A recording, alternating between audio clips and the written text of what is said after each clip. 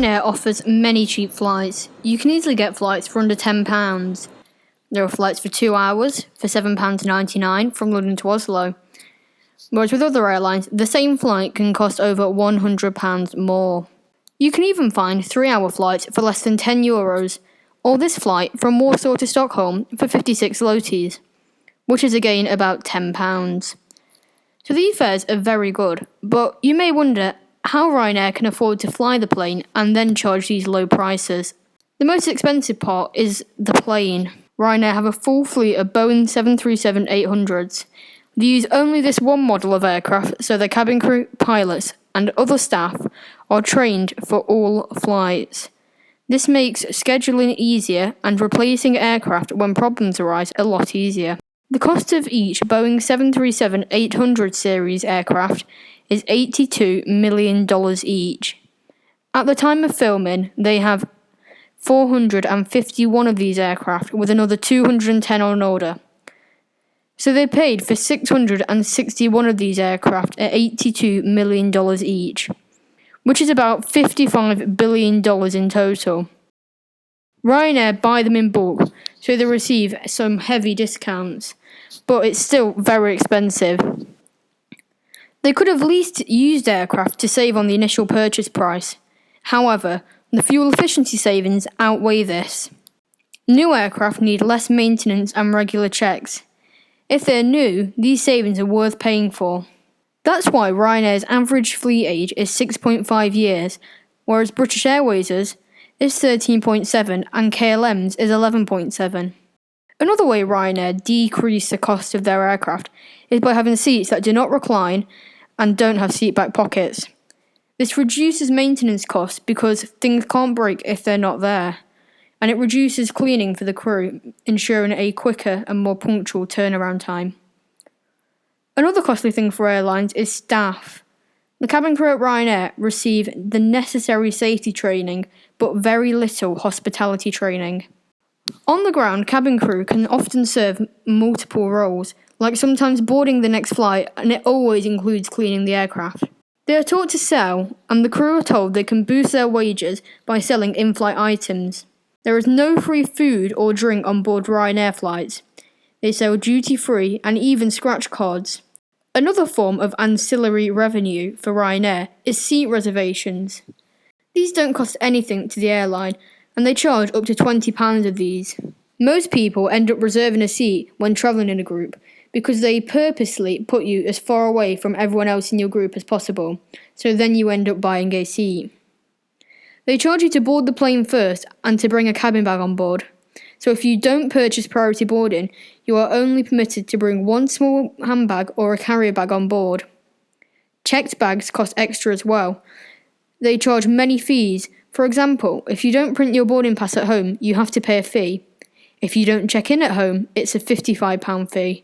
And if you book a flight at the airport, instead of on their website, there is a £20 fee. Ryanair even offer therapeutic oxygen for a £55 additional charge per flight. You'd never see a Ryanair aircraft at London Heathrow or Paris Charles de Gaulle. They fly to the smaller airports that are not as close to the city to save money on landing fees, parking and gate costs. Often the airports Ryanair fly to are very far away from the city they claim to serve, like Paris Beauvais. This is a 1.5-hour drive into Paris and isn't technically in the same region as Paris. They've done the same at London Stansted, which isn't technically in London. It's a 1.5-hour coach journey into the city centre. Despite this is Ryanair's busiest airport. At these smaller airports, Ryanair are often the only airline that operate there, so they have exceptionally good negotiating powers when it comes to slot prices and landing fees, because in a lot of cases, without Ryanair, the airport wouldn't exist anymore. If there is no other option of a smaller airport, like in Amsterdam or Copenhagen, Ryanair will operate flights at quieter times when it's cheaper and there's less chance of delay, because delays are very expensive to airlines. On pretty much every Ryanair flight, you will have to board by stairs and nearly never an air bridge. Passengers will have to walk across the tarmac or be bussed out to the plane. Ryanair schedule their flights so their aircraft operate most of the time with just a 25-minute turnaround time. In a day, a Ryanair aircraft has flown from Budapest to Dublin, Dublin to Budapest, Budapest to Prague, Prague to Budapest, Budapest to Copenhagen, and finally Copenhagen to Budapest. Traditional airlines like British Airways operate a hub and spoke system where they have one main airport, which is London Heathrow for British Airways, and they only operate out of the one airport. Therefore, if you are trying to fly between two airports that are not the hub, you have to get two flights via the hub. So if you were trying to go from Amsterdam to Singapore with British Airways, you'd have to get one flight from Amsterdam to London Heathrow, and then another flight to Singapore. Whereas Ryanair fly from lots of places to lots of places. So when Ryanair operate a route going to anywhere, people will go there just because it's cheap. Then it becomes a popular destination. You may think this strategy is risky and brings low profit margins, but Ryanair actually has higher profit margins than many traditional airlines like British Airways, Aer Lingus and KLM. However, this airline structure only works if done right.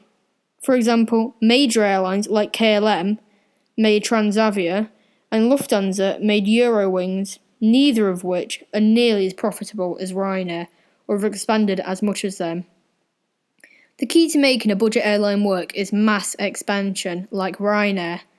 They have hundreds of aircraft, hundreds of destinations, and thousands of employees, which turns billions of euros in revenue. Thank you for watching this video, and I hope you enjoyed it. Please subscribe to this channel and follow us on Instagram @thetravel.ninja.